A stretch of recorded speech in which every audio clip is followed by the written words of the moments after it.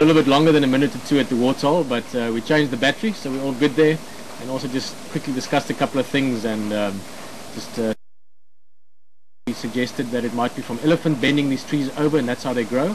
That is certainly true, and I'm going to come back to that just now. But then you also do get some trees, like there's one just as you go through the dip over Gowrie warthol on the other side, and there's another one that Jan should be showing you just now, of trees that actually just grow like that. Maybe in the history of that tree it used to grow next to another tree, and they grew together like that, so the one would then start growing out more to try and get more sunlight, because that's obviously very important for these trees so that they can grow properly. And then maybe over time an elephant came and broke the other tree, or the other tree died or something like that, and that tree continued that natural slope growth. So that's something that you do get naturally sometimes. But I think the one that you're referring to is typically, we see it often with the bush willows here, especially the red bush willow, also with the acacias, and also with sometimes with marulas. But what happens is the tree either gets pushed over, the whole tree, so the whole tree trunk gets pushed almost flat to the ground, and the roots remain in enough that the tree then can keep on growing. Or in other cases, especially with acacia, the trunk actually gets snapped. So you've got now that's something that you could obviously use as well if you wanted to make a certain area that you wanted to screen off with trees. Is you could take a tree and over time bend it over like that and encourage certain branches to grow up again. We've got one in our little garden around camp here like that. But that's normally caused by elephants, or almost always caused by elephant really. There's nothing else that really does that and snaps trees over like that. The next question, actually sorry, just Bob, I really enjoy that question, because I often look at trees like that and I think it looks so cool, because you get these sort of almost like natural fences that they develop.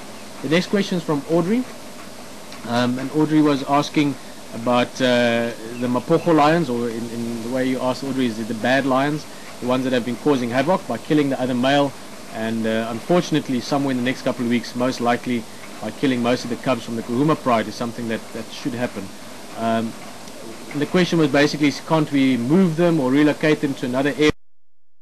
We want to interfere, because this has been working for thousands of years, much longer than we've been doing our thing as humans. Nature has been working fine, and it's maybe just interesting or good for us to observe and see what's going on. And more specifically from WildEarth's point of view, what we're trying to do is share these kind of things with you, show you what is going on, how does it happen, why does it happen, maybe try and explain to you why infanticide happens, and why certain of these processes can happen. So because of that, to move these lions would really mess with the structure here, because it would then leave lions, and other lions would have to come in, and something similar would probably happen anyway. Plus then you take these lions and you maybe go put them somewhere else in other reserves, and they could cause similar havoc there, or change the social structure there. So in the bigger picture of things, it really is not much of a problem.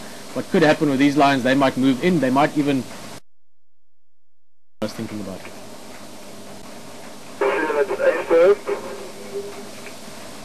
Question is from Gary.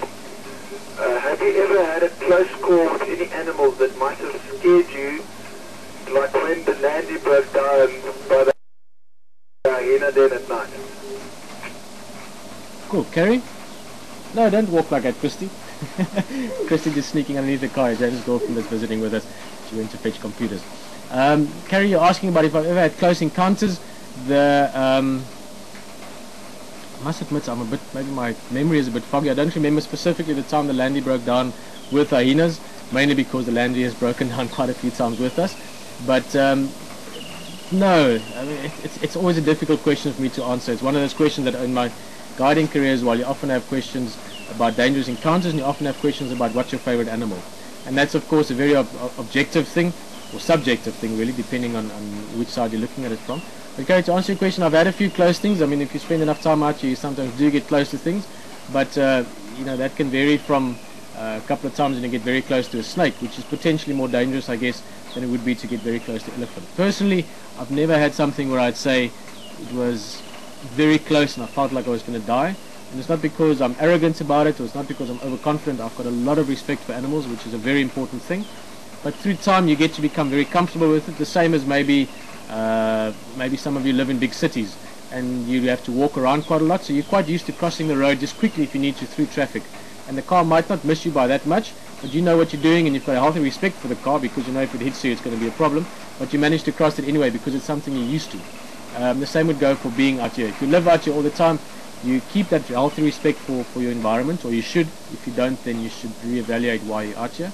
And through that you get to know animals better, you get to know their behavior better, and because of that you can sometimes get very close. So there's been cases that might look dangerous, or if you were to film it, it might look like it does come along. A lion charging at you or running at you on foot, or black rhino once running after me very close.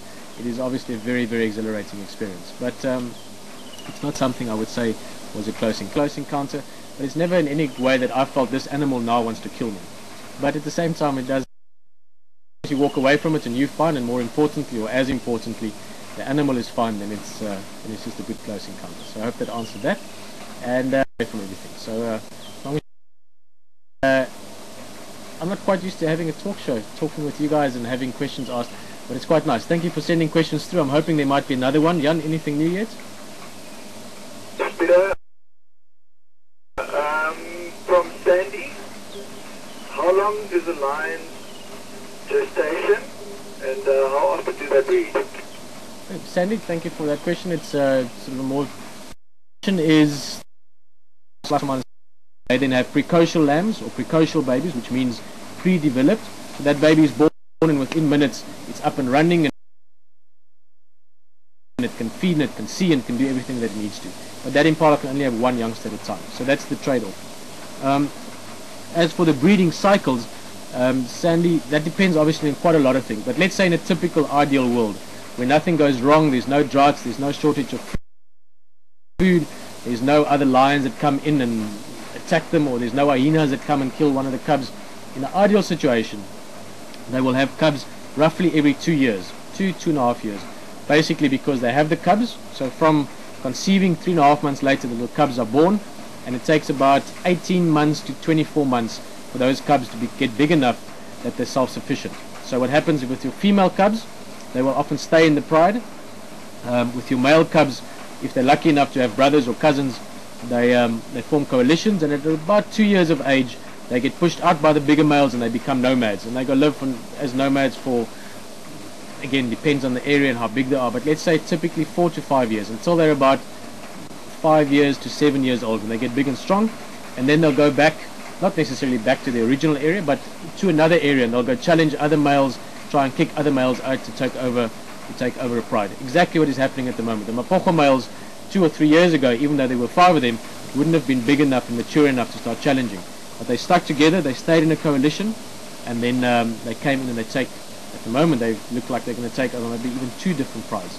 So that's the cycle that goes with males. So coming back to the breeding cycle, so let's say 2 to 2.5 years, a female could have cubs all the time. If it's in very harsh conditions, maybe like let's say in the Namibian desert, or maybe in a place where it's, food is very scarce, or there's regular droughts, a lot of cubs can die. Lion cubs, typically speaking, look at about a 50% mortality rate. So it means that typical female with 4 cubs might sometimes only raise 1 or 2 of those cubs successfully,